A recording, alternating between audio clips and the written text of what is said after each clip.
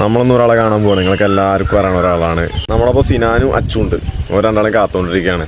ഒരു വരട്ടെ, എന്നിട്ട് നമുക്ക് അവിടെ എത്തിയിട്ട് ആളെ കാണിച്ചു തരാം. നിങ്ങൾക്ക് എല്ലാവർക്കും അറിയണ ആളാണ് കേട്ടോ. അത്രയും ഉറപ്പുള്ള ഒരാളാണ്.